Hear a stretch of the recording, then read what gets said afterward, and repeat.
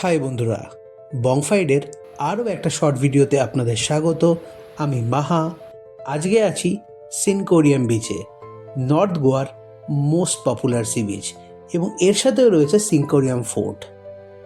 সিনকোরিয়াম beach উত্তর গোয়ার একটি মনোরম সমুদ্র সৈকত, যা ক্যান্ডোলিম এবং আগোরা ফোর্টের কাছাকাছি অবস্থিত। এই সৈকত গোয়ার অন্যতম প্রাচীন এবং শান্তিপূর্ণ সমুদ্র তীর হিসাবে পরিচিত। এটি ১৬০০ শতকের শেষের দিকে পর্তুগিজ শাসনের সময় থেকে বাণিজ্য ও প্রতিরক্ষার ক্ষেত্রে গুরুত্বপূর্ণ ভূমিকা পালন করে আসছে। নর্থ গোয়ার এই সি বিচটি সাঁতার, স্কুবা ডাইভিং, জেট স্কি ও প্যারাসিলিংয়ের মতো জলক্রিয়ার জন্য বিখ্যাত। সিনকোরিয়াম বিচের পাশেই আছে সিনকোরিয়াম ফোর্ট, একটি ঐতিহাসিক দুর্গ যা ১৬১২ সালে পর্তুগিজরা নির্মাণ করেছিলেন।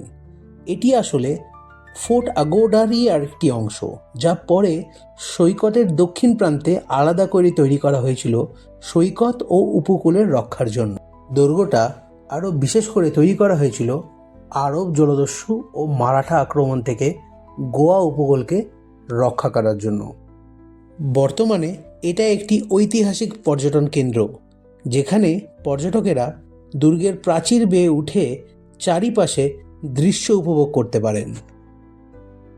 ভিডিওটা ভালো লাগলে অবশ্যই লাইক, শেয়ার ও কমেন্ট করবেন, আর বংফাইট চ্যানেলটা সাবস্ক্রাইব করবেন।